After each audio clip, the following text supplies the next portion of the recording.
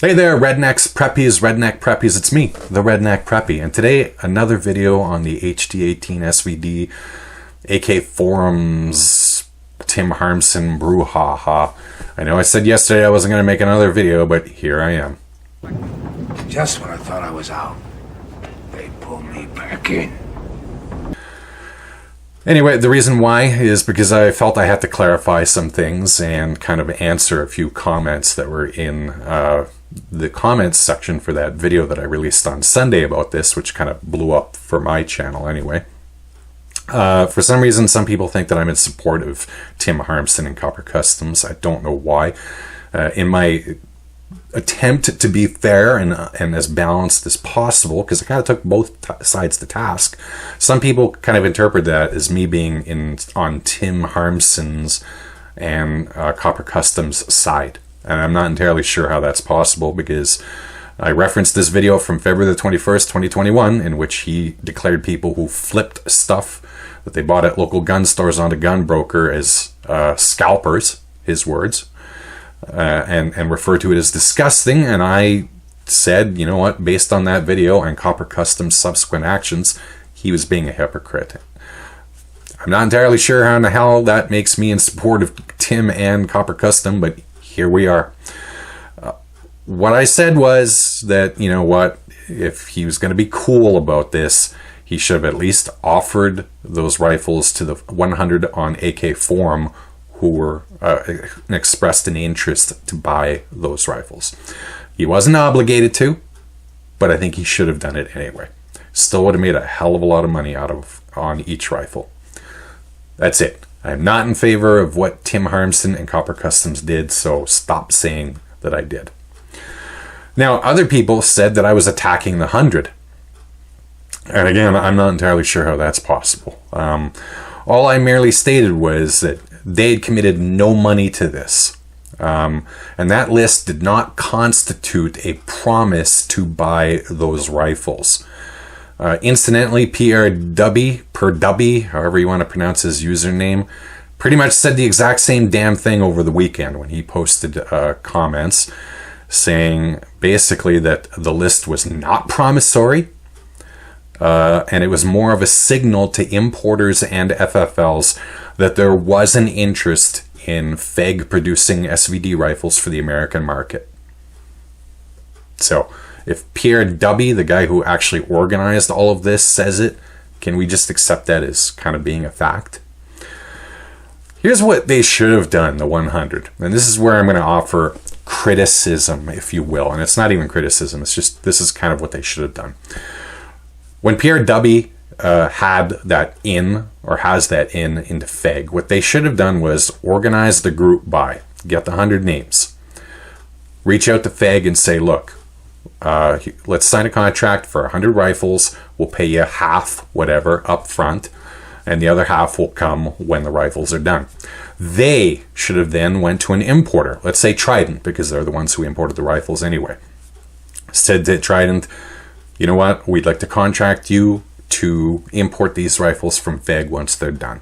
We'll give you the other half of the money that, you know, we promised FEG for these rifles, plus we'll pay all of your charges for importing this stuff.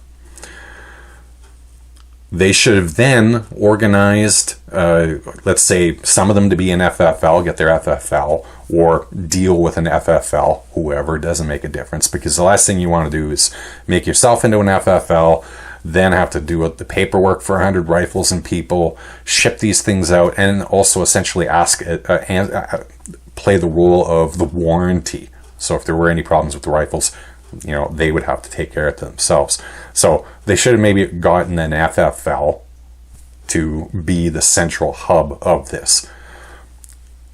And that's it. That would have been the absolute best way to take care of this. Do all the work themselves, raise the money, contract all the necessary people to do this, then they would have got these rifles, no questions asked. It's a big project, don't get me wrong, but if you want these rifles bad enough, and if you're willing to pay thousands of dollars for a rifle, then I think, you know, a little bit of work should have been necessary. At this point, the only person who actually did any work was Per Dubby. That's it.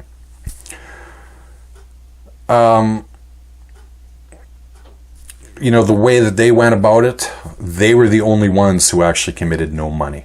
And when you don't have any skin in the game, your voice is the least important out of everyone's. It's harsh, but it is what it is. Now, that said, something interesting came out this week. And this was based on a comment that was left in my comments on that video that I made on Sunday about this. The 100 on the AK forum apparently did offer some money to FEG, deposits, if you will. But the company actually declined. This kind of makes me wonder if FEG actually cared about the 100, because I know Preppy said that, you know, one of his conditions was that the 100 had first right of refusal.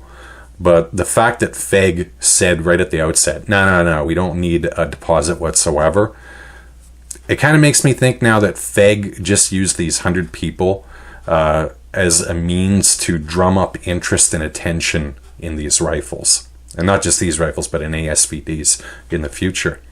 I get the feeling that the only people who actually cared if the 100 people on AK Forum who wanted a rifle were the 100 people on AK Forum.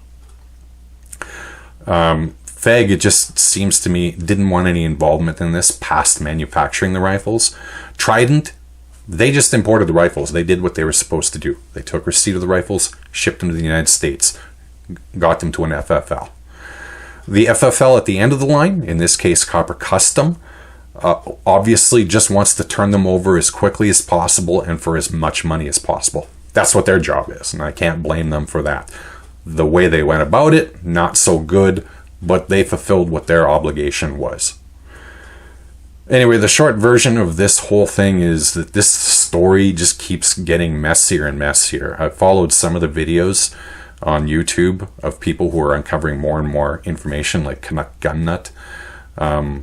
You know, he's been posting a lot of screenshots of information that's coming out. There's even like a story that I think Canuck Gun Nut posted, that there are text messages from Tim Harmsen to people going back to 2019, you know, trying to figure out how to get these rifles. I don't know if that's true or not, and I'm not going to comment on that, but that's kind of an interesting development as well.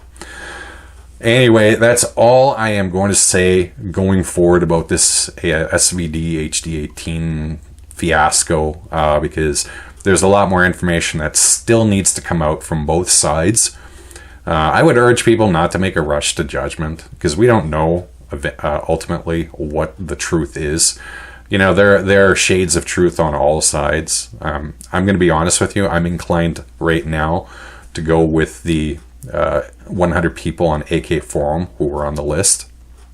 I think they're the ones who probably acted the most, I don't want to say the word honestly, but they're the most forthright, let's say, in this whole situation. All they wanted were 100 of their rifles. That's it. That's all they wanted. And it wasn't in their interest to try and, you know, screw around with anybody else. Who had that motivation? I'll leave it up to you to decide. Anyway, like I said, I ain't going to discuss this again in the future. The next videos that you're going to see on this channel are going to be more light and fun videos. A package arrived today from China with outdoor gear, so that means it's the return of cheap Chinese outdoor gear reviews. So that should be the next video that you see up on this channel. At any rate, I hope you have yourself a great day. Take care.